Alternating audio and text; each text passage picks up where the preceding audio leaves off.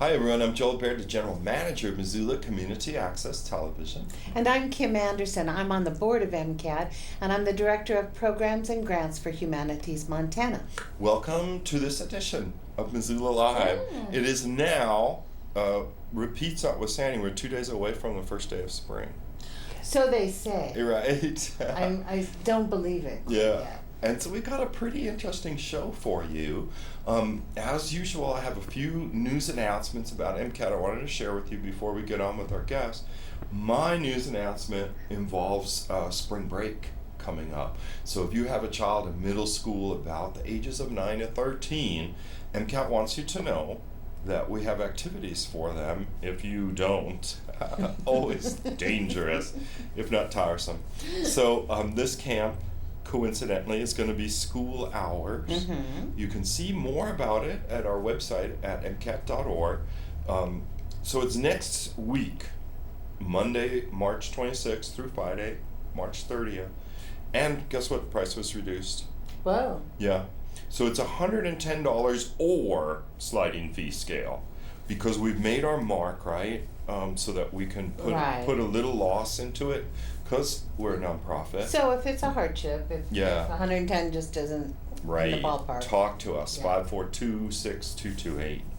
Other news, Saturday animation rages on. Still going. Right through St. Patty's Day, there were 8 youngsters Those kids are down tireless. Here. They are somewhat tireless. This is kind of a fun opportunity for kids to learn some storytelling, computer skills, a little bit of teamwork when they're forced to. It's Saturday from 1 to 5 p.m. There's a $10 fee, is a drop-in, so you can come any old time. And we'll be running that program right through the Saturday before the Memorial Day weekend. So it's got at least 2 months in it. That's the best bargain in town. Yeah. And then finally, the focus groups. Yes. So MCAT is funded almost, not quite exclusively, but through subscriber fees that you, dear viewer, pay. If you are interested in letting your voice be heard over a next 10-year planning document, you would have the opportunity to go to a focus group being conducted April 3rd and 4th at the Missoula Public Library's large meeting room on the first floor. There's 4 sessions available. They are being billed as 2 hours long. But not only will they be shorter, the time will fly by. Not like you're in the dentist chair. So if you're interested, you see on the screen the various slots, but the way that you would sign up is to go to mcat.org and then click on the upper left hand and then click on focus groups.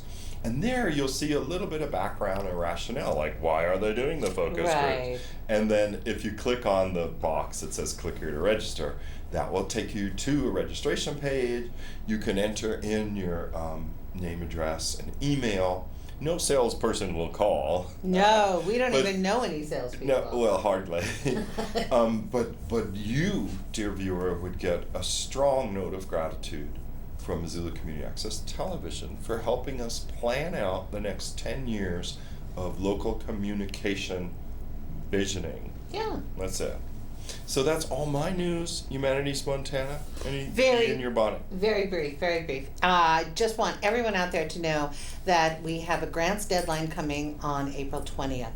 So if you are involved with an organization that does any sort of public humanities work, whether that's history, literature, political science, jurisprudence, environmental studies, and you want to make your mark out there and need a little funding for your project, come to us, give me a call, go to our website, you can find out all of our guidelines and requirements.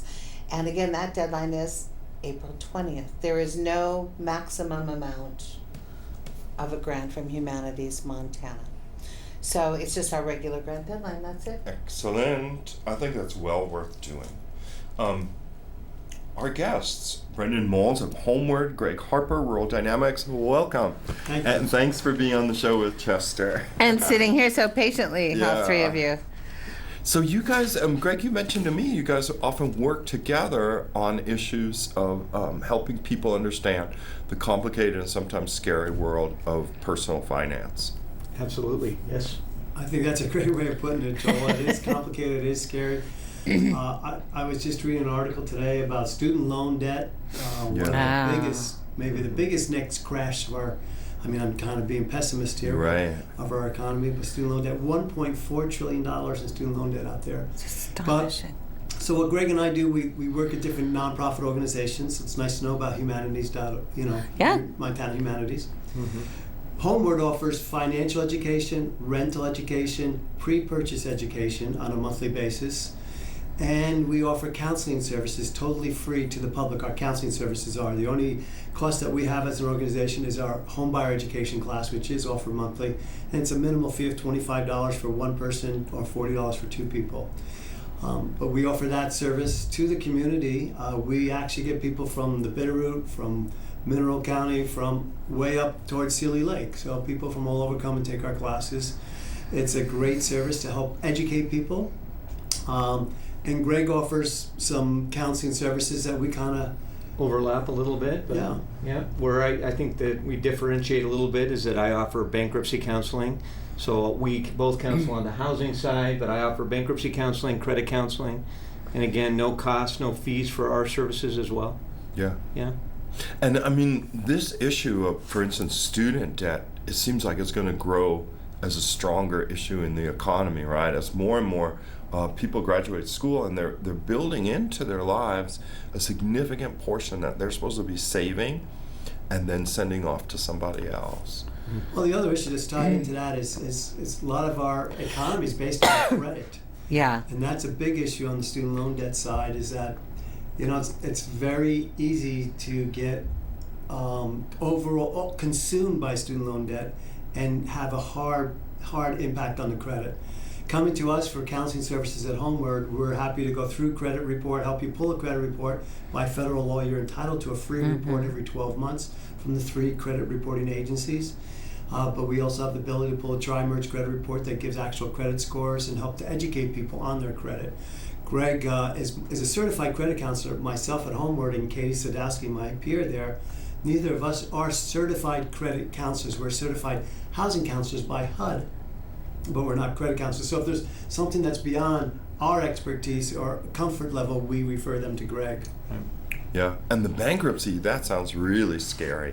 Like, could you give people like a background on bankruptcy in the sense that, well, it's got a negative connotation, right? Sure it does. But often people that have to resort to bankruptcy, they don't want to think of themselves as failures or anything like that. I don't know if you could address that a little bit. No, absolutely. I think, what I tell people is, listen, you're not defined by your circumstances, rather you're defined by how you handle them. Yeah. In terms of looking at what options that you have, bankruptcy certainly may be a strong consideration. Whether it's a viable option or not, we really don't know until we refer you out to legal counsel.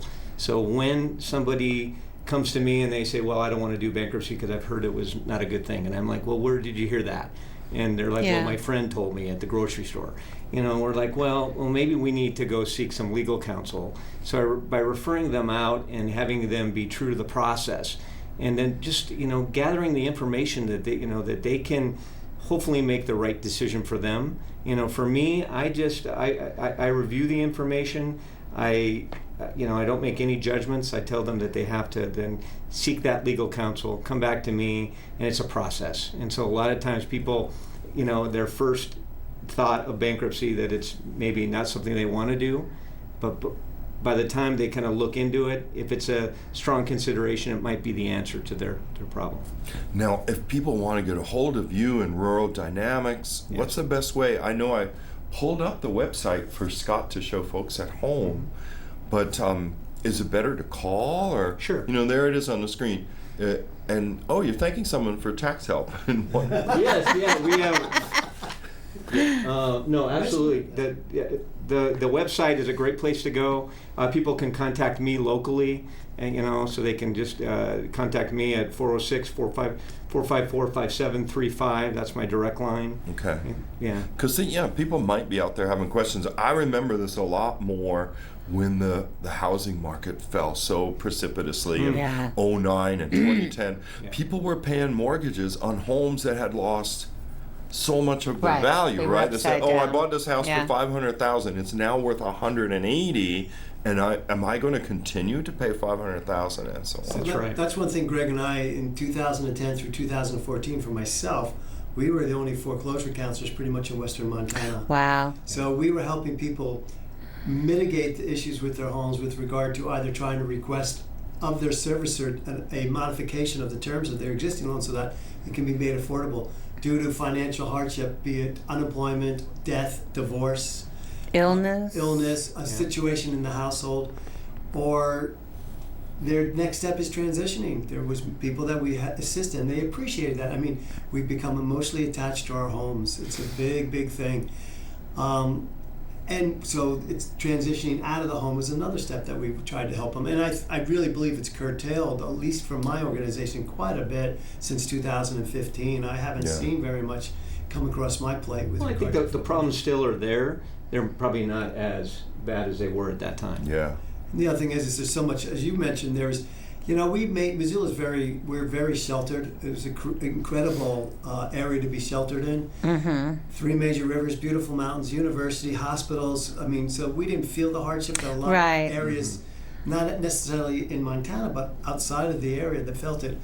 So people now are realizing incredible amounts of equity, and it's just a complete opposite now. Yeah. We went like this, and now we're going right through the ceiling. Yeah. Which hurts really the first-time home buyers, though, right? Yeah. The Yeah. people that said, "Oh, gee, I think I'll look at a starter house, a 1-bedroom on a small lot," and I thought someone had said the other day, "Well, there's about 9 or 12 houses under $200,000 within think the that's city limits." An exaggeration. Probably. Probably. I think that is. I think the amazing services you both provide. I mean, for some reason, I think many people have the misconception that that you're just born financially literate, or you'll never be able to learn. Mhm. You know, Some people say it's not for me, right? They'll say Yeah. another member of the household handles all of this or stuff. they're They embarrassed pay the bills, that they don't or- understand what their credit score is or how to access it, or they're embarrassed I that agree.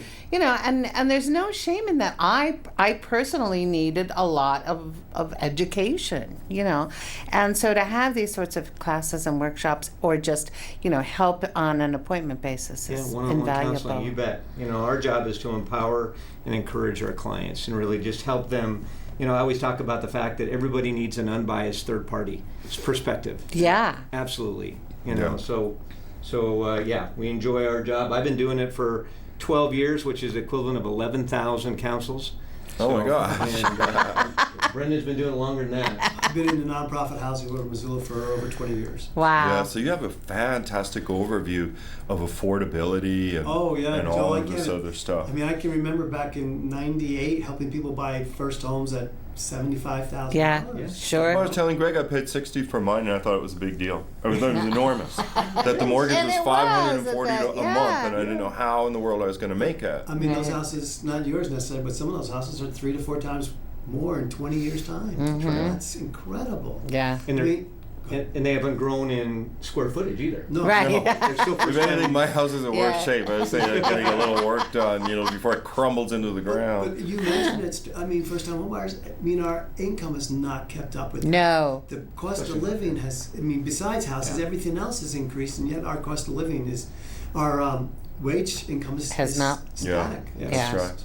And the strange thing about real estate is its psychological value, right? Like if somebody said, Yes. I have a table and it can withstand 1,400 pounds, and you're like, well, that's worth $30. There's a formula for And you that, say, well, yeah. I'm going to now bring this table to Los Angeles or New York City or Berlin or Paris. And they're like, that table is worth $50,000. It's psychological, and that's why overnight your home worth $500,000 could suddenly be worth $180,000. Oh yeah, It's fascinating and scary. What people are willing to pay. Mm-hmm. Yeah. And then I was just going to observe for a lot of adults, right, we get through the education situation without a lot of emphasis on finance. Right. Maybe a little bit of math and so on. And this is, you say goodbye to college days, and in a way, this is the end of your truck with authority figures, except for the bank. I think every time someone goes into a bank, there's a sense of power there to which they are subservient. They put in a little bit of money, and the bank may or may not give them a loan, and they're people that have power over your lives that you have to satisfy in some way. And for a lot of people, this whole authority thing, they don't like it. Right. So that's where you guys can come in and sort of dismantle some of that psychological aura around the bank, around owing money, or around creditors. Sure. You know, I see it so much today. I have people coming in that have what Greg would call a thin file on their credit. They don't believe in credit. I mean, they were raised maybe in a household that was a cash household only, that's wonderful. That's absolutely great. We'd love to see people that don't have debt and know how to live by what they earn. And they're not using credit as an extension of income. Yeah. But when it comes time to buy a house, you have to have credit. Right. So we like to take them. Greg has a great product at his organization. Go ahead about the credit building loan.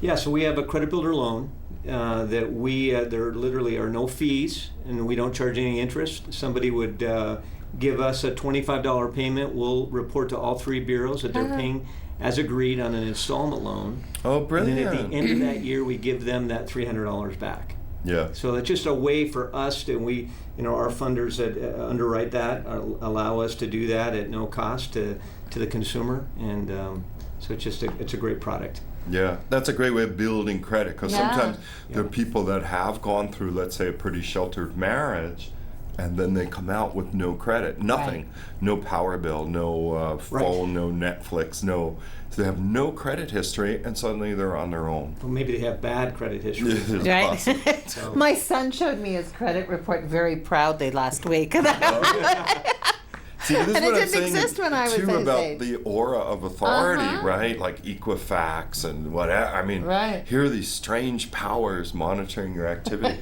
It takes a lot of debunking, I think, for people that take offense to that sense of authority and intrusion. I'm going to speak on for Brendan too, but I think that we see ourselves as the hub of the wheel, with the spokes going out to the outer wheel. On the outer wheel, you have everybody. They have a banker, attorneys, everybody that has their specific knowledge of what they're doing to help a consumer. We're kind of in the middle that have kind of an understanding of the big picture, and we get to kind of help them navigate. And so that's the power of what we do, and there's just no cost to that. So it's a great resource. I would love people to take advantage of the counseling services that Homeward offers, both Katie's financial counseling, which is a phenomenal budgeting. She's a great budgeter and enthusiastic and passionate about what she does. My specialty is pre-purchase counseling, so come in and see me, and we'll talk about what potentially could be available, what's out there available to get you into a home. And my expertise is the credit cards. So we're able to consolidate credit cards through our debt management plans, and that's valuable. that helps. It is. Scott is telling us. We better move along. Yeah, I was getting fascinated. I could talk about this all day, but so thank you both for coming in. Yeah, I know. His time. He knows how many guests. Go to their website. And find out more. And Homeward. So we'll be back with a fresh set of guests right after Scott shows you this. So we're standing at a facility that up until recently was owned by a Canadian corporation, and today it's owned by the people of Missoula, and this facility no longer serves a practical purpose for our community. We acquired the water system for a number of reasons, not the least of which is that we believed in providing a safe water supply for generations to come at a reasonable cost. And now that we own the system, we're discovering that there are additional benefits beyond simply engaging in service delivery. And one of those benefits is that we're able to work with partners to create new opportunities for the community and new conservation programs. And today we're announcing a partnership with Montana Trout Unlimited and the Montana Department of State Wildlife and Parks to mitigate the dam. We're going to remove this dam, and you'll hear more about the detail there, but the fact of the matter is that this dam, again, serves no practical purposes, and it, in fact, impedes wildlife. It is a place today that's fenced off from humans and wildlife, and our intention is to bring this area back to a free-flowing stream and restore it the best we can to ensure that we are engaging in environmental stewardship in the best way. This is a great piece of business, and it's just one of many that we think we'll be able to engage in over time under public ownership. And again, without the partners who are here today, this project would likely be happening sometime in the future. But folks recognizing that we have a chance to do the right thing here after a very long time stepped up, and we have partners who are going to make this place new in the old way, which is pretty fantastic. So without further ado, I will mention that for the record, Councilwoman Cares and Councilwoman West have joined us. Someone's recording this somewhere. And I've been heavily scripted, which is always the case, just so that I get folks in order. So first, you're going to get an overview of the project from Rob Roberts, who is managing the project on behalf of Montana Trout Unlimited. Rob. My name is Rob Roberts. I work for Trout Unlimited here in Missoula. First of all, I want to say thank you to the mayor, the other elected officials, the city staff that we've worked with so far in this project. Okay, we are back. Our next guests have a pretty interesting event coming up, an open house, which is tomorrow, if you're watching this on Monday live, March 19th. However, we know it's very short notice, so if you're interested in looking at options for the Rattlesnake Creek Dam, we'll tell you in the course of our interview what you can do to have your input or to learn more. Right now, Rob and Dennis are here. Dennis is the supervisor of City Water. Rob is with Trout Unlimited. Thanks so much for coming by. Yeah. Well, thank you very much for inviting us. Oh, you're most welcome. Appreciate it. So the event is right tomorrow, right? An open house about options on the Rattlesnake Dam. But maybe can you give people a little background on what's going on? Sure. Basically, just after the city took over, and one of the reasons why we're able to do this is because the city took over the water system, is to work with the other departments, Park and Rec, within the city, and the generosity of Trout Unlimited to look at the options, the possibility of taking the intake dam out to better serve Park and Rec, also the fish habitat, and put it back to natural. What does the intake dam do right now? It used to provide water, part of the water for the city of Missoula back in the day, but in 1983, because of the Giardia outbreak, I they stopped remember using that. it. Yes. So it's not used at all right now. So, and actually, because it hasn't been used, it's been deteriorating year after year.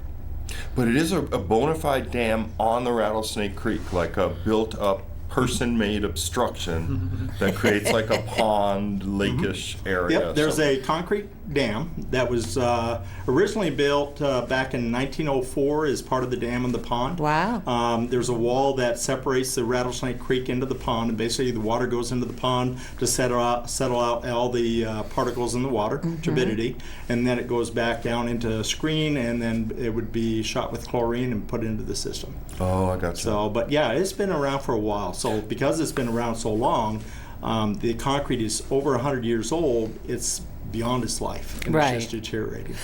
What would happen to the waterway if it wasn't there? Well, I'll let Rob talk about that. Okay. So that's part of our options. Yeah. That they've Because been working on. sometimes, the Rattlesnake residents are often in the spring grappling with flood concerns, right? Right. Like how much flow is coming from the Rattlesnake. So have you heard people homeowners there say, oh, what is that dam doing? Maybe it's helping to prevent a flood or something. Right. So, a couple of things to think about. One, the dam's not operational. It's been there for over 100 years. In terms of a flood, it actually, if you think about Rattlesnake Creek at spring flow, it would take 13 minutes for the reservoir to fill up. So in terms of flood control, it's really not doing Not doing Right. that much. Doesn't produce electricity, and it's basically starting to fail and come apart. So, the best option really is to remove it, open it up for fish passage up Rattlesnake Creek, where now they're limited or blocked by the dam. Improve the whole area for fish and wildlife, and then the dam actually connects to 45 acres of what is now City of Missoula property. So that area can be opened up for open space, recreation by the public. Oh, wow. That's really amazing. I've forgotten about that part. I remember the area from when I used to mountain bike. There's a house there, isn't there? Correct. Yeah, and I thought, gosh, this is really interesting, very romantic. I don't think I've set. ever been there. And you grew up here? Well, that's the problem. You take it sort of for granted. Yeah. So the open house, you're inviting the public in. What do you want the public to do once they kind of look at what's going on? So yeah, the open house is tomorrow at 7 p.m. It's a drop-in format, meaning no official presentations, but we're going to have about 20 posters that are going to show the history, the background, the current use of the dam, and then what the options are for actually, removing the structure or, either whole or in part, and then what some restoration options look like for the floodplain and the creek and the recreation for the surrounding area. That sounds And are you accepting input from Oh, definitely. the county? Yes. And that's what the whole nice thing is about an open house is that we want the public to come. We want them to see what the different options are. Right. We want input, Since it's city owned, we can get input from the customers. Yeah, I think that's a great idea. And rattlesnakers. They have what I'm saying? opinions. They have opinions up there. Are you? Yeah. But I mean, when we look back, take a long view of like rattlesnake interaction with the city per se, there was annexation in the early 90s. It was not a pretty picture, I can tell you. Because I was covering city council at that time. Yeah. And then there was the sewering, to lower the nitrogen levels. Not a pretty picture. So I think it is important to let people.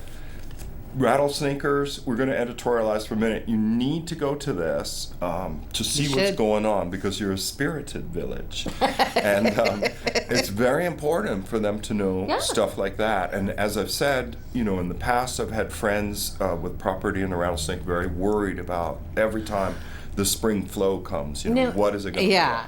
What is the time frame in terms of the decision-making process going forward?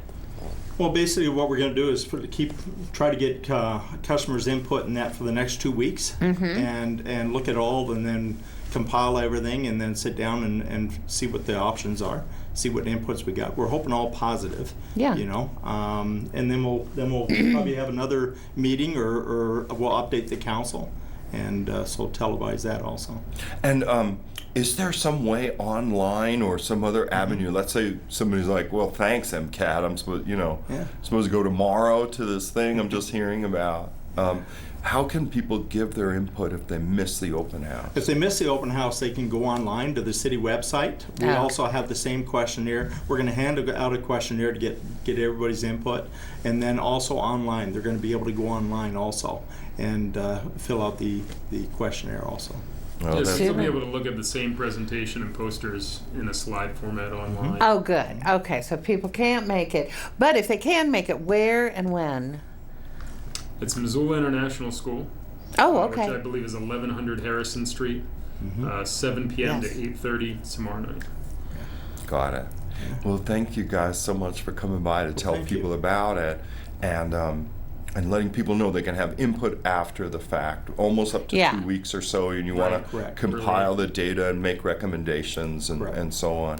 And that part will be really interesting to learn about. 45 acres. And this hitherto has been undeveloped and people hadn't really known it had any recreational opportunity or anything. Right. Because it was private property, wasn't it? Correct. Yeah. Absolutely. So now we have exciting options. Yeah. Well, thanks for coming by. Thank you. Okay, thank you for inviting us. Keep us posted. Yes. And Scott will show you another beautiful PSA as we switch out guests, and we'll see you in a moment. Maybe Tom Zavitz is going to talk about Design Excellence Stage 3 right after this. Spring break is just around the corner. While some of you get to go on vacation, MCAT lets your kids get away from reality to join us March 26th through the 30th from 9 a.m. to 3 p.m. for only $150. Kids will create and share their own works of media arts ranging from reality to fantasy. Kids will learn how to shoot, edit, record voiceovers, and make their stories come to life. How do kids play with these things? Find out more by logging on to MCAT.org and clicking on our Spring Flicks Camp to sign up. You have fallen down. Take my hand in friendship. Sergeant Greg Amison with the Missoula Police Department. I'd like to talk a little bit about bicycles riding on the sidewalks in the city of Missoula, which we see a lot because Missoula is a very bike-friendly town. I would just like to let bicyclists know that they do have to yield to pedestrians on the sidewalk safely because they travel faster than a pedestrian, so they do have to do that in a safe manner.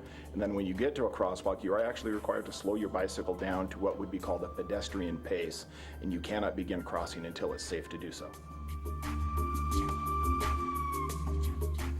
Missoula Community Access Television works with kids in an active learning environment where they get hands-on experience in video production. MCAT offers weekly Saturday classes that spark creativity in kids from 9 to 13 years of age. Located downtown at 500 North Higgins.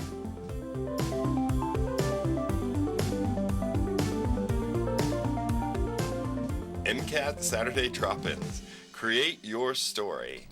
Oh yeah, we're going to change that. Well, welcome back. Tom Zavitz is here from Development Services of the City of Missoula to talk about Design Excellence Workshop. One is coming up. Welcome, Tom. Thanks so much for coming. Hi, thanks for having me. Yeah, I'm here. I'm with Development Services, and I'm with the city planning department. I'm a planner, and the project is about commercial development standards. So development standards for commercial buildings. We're having an open house tomorrow night, tomorrow night at 5:30. March 20th. Tuesday, right? 5:30 at the DoubleTree. And it's an open house. It's the third and final open house, and we're asking folks to come and give their feedback on the results that the consultant has given us, which is basically the final product of an ordinance. Right? Because there have been 2 workshops previously in which people sort of gave input, and they said, these are the kind of things we'd like to see in the commercial corridor and downtown, and maybe to a degree people reacted to stuff that was already built where they thought, oh my God, is that the building, that replaced the old building? And there's some things we'd like to see in future, and some of these things are aesthetic, some of them are practical, and some of them are related to the world of architecture. Right, and I think, in the beginning it is, we don't want to lose the character of Missoula. That character is important to people, and it's important they maintain their identity. And then when they saw some buildings come in the past few years, they felt like, this is something that could threaten what we have here, and maybe we need to put some rules in place. And so that's what this is about, is putting some rules in place like that. And so this project discusses what exactly should those rules be. Yeah. And what sorts of things have the study groups in the past and the professional who's helping you with this? What? Give us some examples of what sorts of issues have been considered. Well, one building that we did that came up in Missoula was built sort of with its back to the street. So this is these kinds of rules would say you need to have your front of your building to the street. You need to have an entrance and be welcoming to the pedestrian traffic. Other things are like you can't have your building be your logo. You can have your sign and your logo, and you can do it through the sign ordinance, but you can't have your building just be a big logo for your company. Right. And so we've seen that a few times too, and people, we've had a lot of complaints, and really those complaints over the past few years have been what drove the council to take this up. Generated this process, right. Yeah. I mean, it's a really interesting exercise, of the balance between the rights of private property and the sort of rights of public enjoyment or some kind of thing about the built environment. Because a lot of people are hostage to the built environment and say, well, everyone gets to do their own thing, and then they wonder what that thing might be. And I think it's really noble to try to get people on the same page. I mean, it's really difficult because you're dealing with those 2 really ingrained American feelings, right? That the feeling of place and the feeling of private property, the privilege of private property, and a sense of place. Absolutely, and it's very delicate balance, and that's why we want to have as much public input as we can, because that's really what helps us determine where we wind up with that balance. And and again, back to, and everybody's going to have their own sense of what is Missoula. Is it a free for all, or is it a place we want to keep, or what is it? And these standards, I have to say, with the standards that we're considering here, there is a lot of flexibility in them, so that so these only cover corridors in the downtown, commercial corridors in the downtown, and there's a lot of flexibility in these, in that you will go. There's a lot of intent language in there of what we're looking for, and then you go. You create a building design with that, after having read the guidelines, and then you come in and a person in the department will review those to determine if you're meeting kind of the intent, not necessarily, although there are standards in there that are black and white that a person can meet, get their permit and go on. If you want to do a little more, if it's a more involved project, then it might have to have additional review but it's not that at that point, it still isn't, it might not be black and white. Are you meeting the intent here of good design? And so there's going to be a lot of flexibility for people. We don't want to make this an expensive process or something that adds a lot of time. This is meant to be, let's preserve our character, let's maybe keep some of the things we don't like out, and then let's see what we can agree on. Yeah, I think one way, just when you were talking, it came to my mind that the viewer at home might relate to is It's a Wonderful Life. You may remember when George, crashes the vehicle on the bridge, and then he goes back into town. Well, he wished he'd never been born, and he got his wish granted. So what he returns to is Potterville. Right. And Potterville was kind of like very laissez-faire. Like there was blaring light everywhere, right? There was no control of the size of signs. Run amok. Yeah. I didn't say it, you did.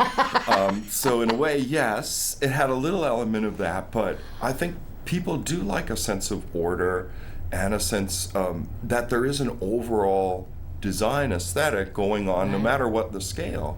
They don't want to see a dog from every village. They don't want signs that are the size of billboards, lit up so brightly that you can't see the street. But I would think part of the challenge, one of the challenges would be thinking, having foresight within these guidelines, because we all know what we don't like when we see it.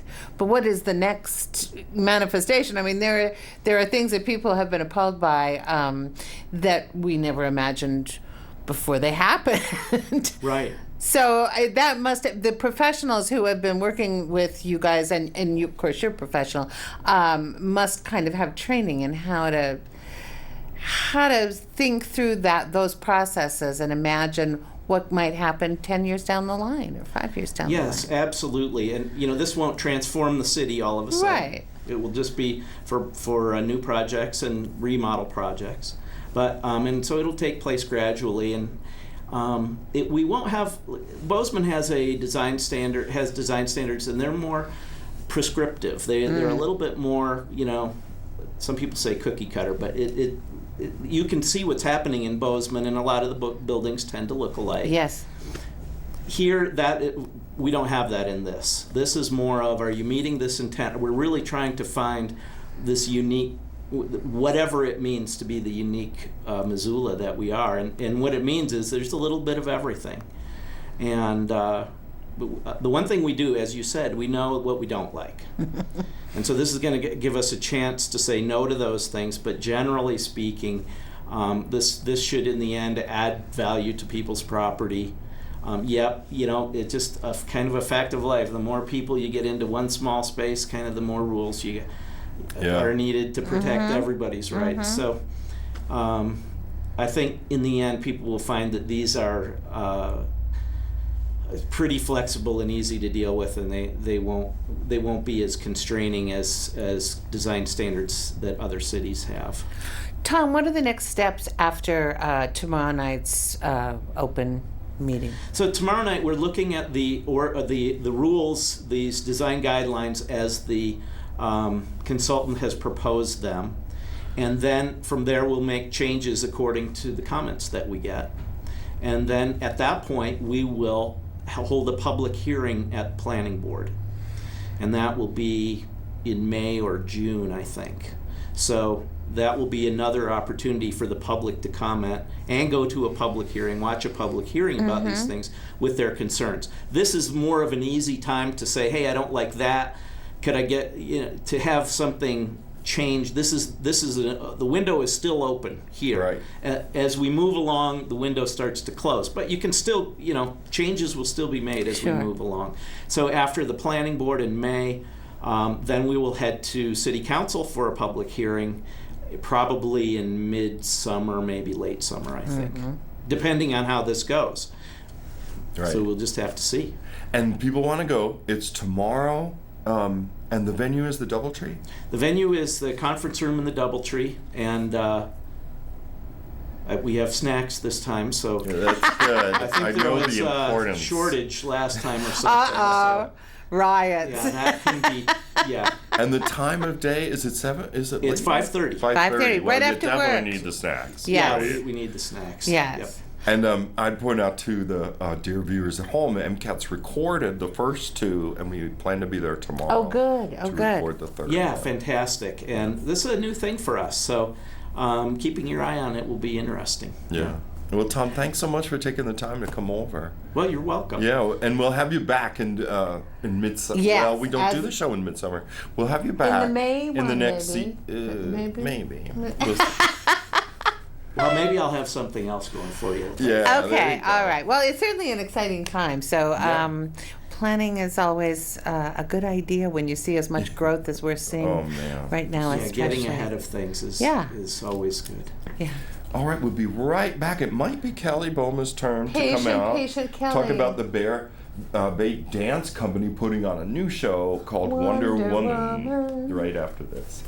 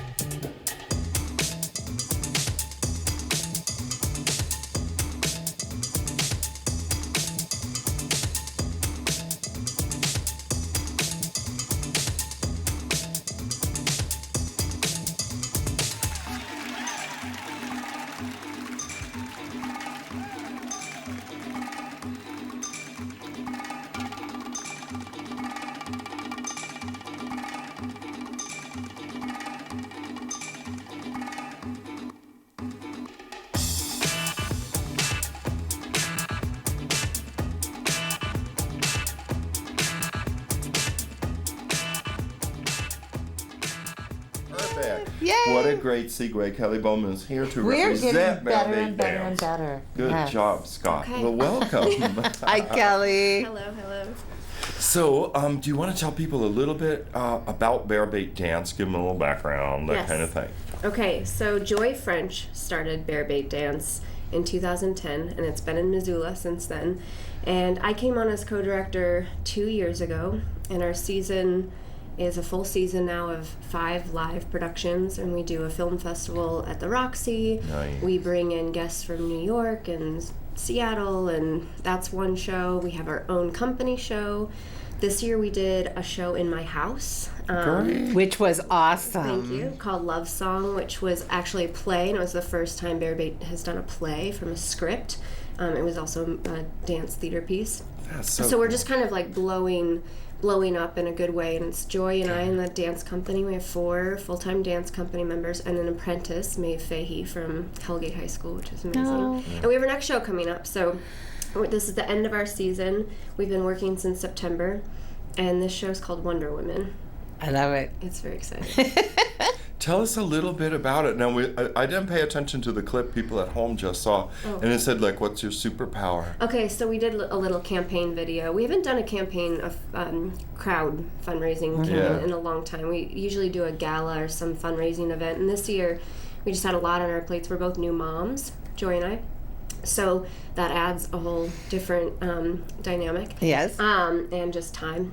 So we did this crowd fundraising campaign, and it's called a Wonderful Campaign, and the whole idea is what's your superpower? And we go through the company's superpowers, and the show itself revolves around this idea of kind of women, and not just women, but we're all women. We're all really strong women. We have full-time jobs, we have kids, we're doing the dance company, just to really showcase how amazing we are and our friends are, great. Yeah. and women in this community. And that's really kind of the theme of the show.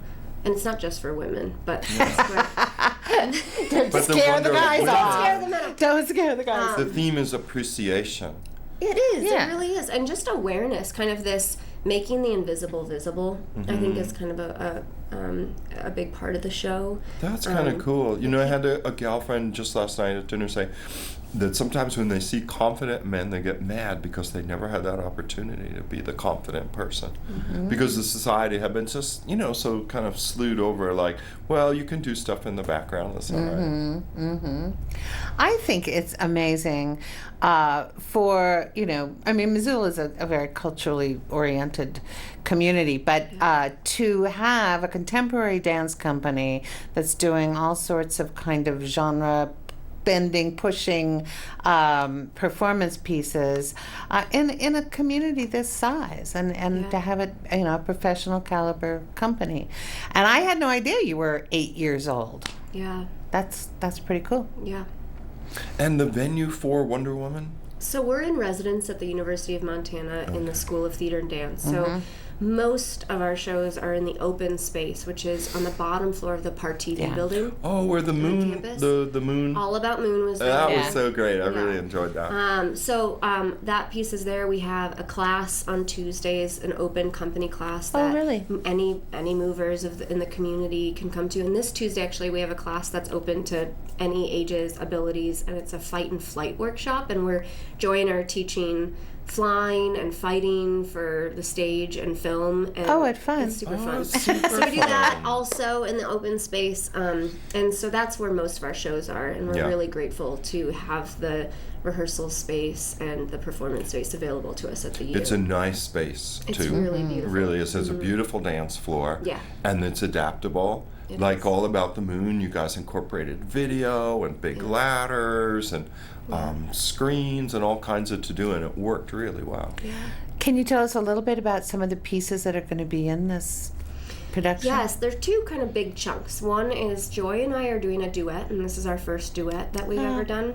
And it's very theatrical, very improvisational. I don't want to give too much away, but it does have to do with, again, kind of this just multitasking, how we do it, how we do it on a day-to-day basis, how we do everything we do, in a very comedic way. I won't spoil how it's comedic, and then it launches into kind of the full company piece, which we are all involved in some way, but is a little bit more of a traditional dance, full-length evening show, 45 minutes of contemporary modern dance, and a little bit of projection, text, but mostly just an appreciation of. We have an amazing company this year, very athletic, strong, modern dancers. So that's Joy is really pulling that out of them and creating an amazing. She's choreographed the whole piece, so it's really beautiful. And people are interested in tickets. Yes. So tickets are available on our website, which is bearbaitdance.org, and it's bear as in B-A-R-E, not bear. Right. Oh, not yes, a people grid. would think of bear. Yeah. Well, Scott's put it on the screen, There we the go. website. Or Scott, can you Okay, scroll that's down the a website. teeny bit? And tickets are available on there. Also, we're kind of all over Facebook, and our event is in the Independent, the Missoulian, all of the publications and all the information's there. Tickets are students $15 up to 19 day of tickets, so get them advanced because you get $2 off. Yeah. And we have shows March 30th and the 31st at 8 p.m. and then the following weekend, April 6th, 7th, and 8th. Oh, that's good. Great. 2 weekends to kind of, the Missoula. When is spring break? When is the One's first the weekend tail of end spring of break? very end, Tail yeah. end. Yeah. Right, and then the week after has the 3 Easter shows. weekend, we call it. It is Easter really? weekend. It's Easter weekend? It's also Fool's. April I know. Fool's Day. I said that to my mother. She didn't take it well. Yeah. I said, so Easter's on April Fool's Day this year. She's like, yeah. She's not buying it. Well, that sounds great.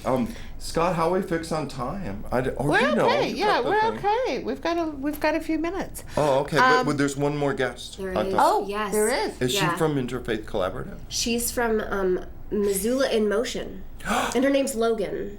Yes. She's here. I was expecting Logan. Okay. Well, so how much time have we? We have like 10 minutes. Okay. Oh, we better get Logan Yeah. now. Okay. But Kelly, Thanks, thank guys. you so much. Good for luck. I coming can't wait to by. see the show. Okay. Yeah. All right.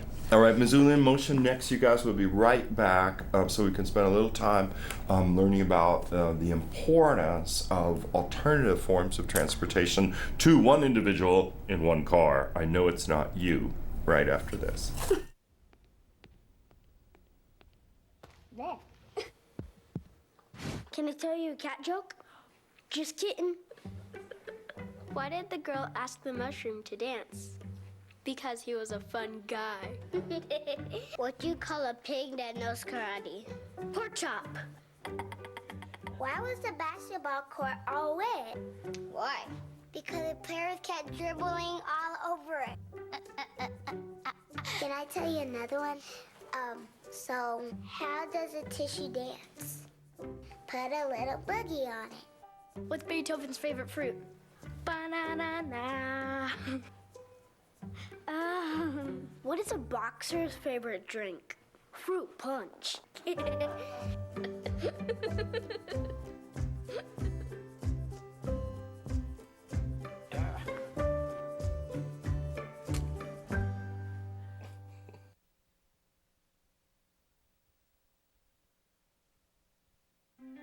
Ranchers are the stewards of Montana's great grasslands and wetlands. Ducks Unlimited works with ranchers on conservation programs to improve cattle production and wildlife habitat. Montana is the nation's third largest waterfowl producer. Ducks Unlimited promotes working lands programs that help keep ranchers on the land while improving habitat for wildlife and Montana's outdoors people. To learn more about conservation and Ducks Unlimited, visit www.ducks.org/Montana. Oh, Yeah, oh, see, we're we back. did that. Very smooth, Yeah. very smooth. That jump was pretty amazing. Well, dear viewer, Logan Smith is here from Missoula in Motion to talk about an interesting program Missoula in Motion offers, and that is parklets. So you know spring is coming. I saw a robin the other day. It was very bossy. But we know spring is coming because parklets are What are an option. parklets? What are parklets? Parklets are a parking space that's turned into a people place. Yes. So that's kind of its tagline. Yeah. That's a good one. They're really fun, Kim. Like Fact and Fiction. That's the one I recall. And Yeah. so on the hip strip, I've seen a few. Yeah, the Fact and Fiction does one almost every month of parklet season, which is May through September. Yeah. So.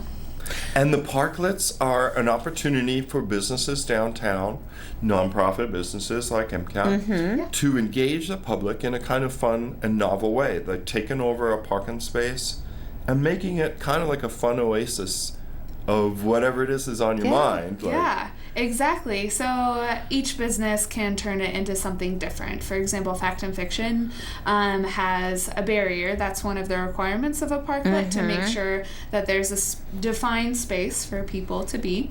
And they put books and pictures of books around the parklet, so it's advertising what they have in the store, but it is kind of like that oasis of what you were saying for people to be able to come in, sit, have a cup of coffee, maybe enjoy a sandwich, and enjoy First Friday because they're out all day.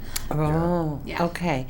And if businesses or nonprofits want the option of, or want to learn more about it, how do they find out, and what's the process to get it? So they can go to MissoulaInMotion.com, and we have it on our website, and they can register. And just to make sure that this is clear, it doesn't have to be a downtown business, and that's a common thing that people ask us of. They think it's only downtown businesses, but if someone outside the downtown area, like Mud or Free Cycles, they've done one before, wanted to do it, then we would coordinate with a business in the downtown area and say, okay, can we host this in front of your space, and then go from there. Yeah. Very neat. So it's kind of a wonderful program because it encourages people. They're walking around downtown for first night anyway, but it kind of gives them a little more of that cafe society people often crave in a spring evening and stuff.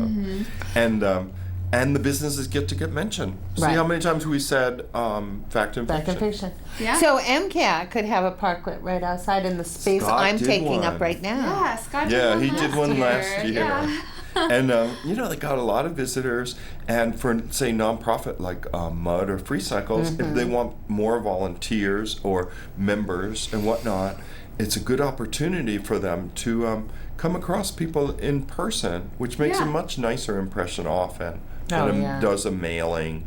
Exactly. Or some kind of phone call, And they're able to use their creativity to brand that parklet space of what they envision it and incorporate things from their organization. So I'm just imagining that a lot of businesses or community organizations have done a whole array of different kinds of things. Yeah, most definitely. Yeah. So some people have brought plants out and used planters to make it be a friendly space, or Wardens has put out some tables so people who order food maybe for lunch are able to bring it out and sit and relax in the sunshine.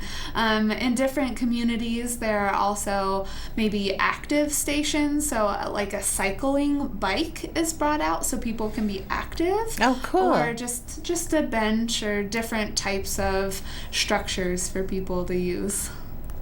Yeah, and canopies are sometimes appreciated later in the parklet season. Exactly. And then they'll be asking like air filters later in the parklet season. So parklet season is when to when? May until September, and they happen on first Fridays, but in September there's an additional one, which is National Parking Day. But it's great. The Parking Commission is the one who allows this to happen, and they're the one who donates the space as it's revenue that they're not getting in. So exactly. It's great that we're able to partner with them, and they're able to put on this community event as well. Yeah, and I'm thinking, with our partners, MCAT moving to the library, we have UM Spectrum Science Discovery Center and the Children's Museum Families First program and the library.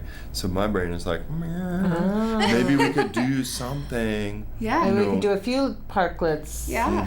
Or even joint parklets too. Yeah. If certain organizations want to have side-by-side parklets and maybe have a larger activity going on within it, then it's a possibility. We're open to whatever people want to do, and we'll kind of shape that depending on the parklet requirements. And I don't know if Scott showed people at home MissoulaInMotion.com, so people just get a gander of the website. There it is. And Logan, before we have to sign off for the hour, do you want to give people just a teeny background, on Missoula in Motion? Like, here's the a slogan, see commuting differently. Yes. So we're an organization that is part of the city of Missoula, where we help people use more sustainable transportation. So that's riding a bike, walking, busing, carpool, vanpool. There are all these different options that people can use, and our emphasis is mostly on commuters, of how you're getting to and from work. And a lot of people have this misconception that we're like, okay, Kim, like you have to do this every single day. But the whole point is, maybe with your schedule and what you can do, you can try it once. So all you have to do is contact us on our website or give us a call, and we'll sit down with people and look at their transportation options and say, okay, well, maybe riding the bus is best for you, and this is the route that you should take. And if you even need help trying to ride the bus, because you've never done it before maybe, then we would be more than happy to do that with you. So it's kind of that personal connection to take that first step of using sustainable transportation. Yeah. It's a great resource, because I bet a lot of people have questions about, is there any van sharing in Missoula? What is the bus cost when, and it's free? People have questions, and now they know where they can go for answers. Yeah, I sure hope so. MissoulaInMotion.com. Right. Yes. Well, Logan, thanks so much for waiting to be the last person out. It's well worth it. My brain is now spinning with parklets and possibilities. Yeah. And people will look forward, to other programs of Missoula in Motion and commuters can get like badges for miles that they've logged and all kinds of to do. And so we do incentives. We have different events like Sunday Streets, Missoula. Right. Yeah, That's what I was thinking great for event. fall. Yeah. Okay, I guess we better go before Next they shut us up. next time we're here, it's going to be April. Yeah. It would be the day after Easter and April Fools when we're back. Ooh. So we will bid farewell. And in respect to that, I'll just say if you, dear viewer, know of a group you'd like to see them on this program, or if you're part of a group and you want to be on this program, just give us a call at MCAT. The number is 542-6228. For MCAT, I'm Joel Baird. And I'm Kim Anderson. We'll see you next time. Thanks for watching.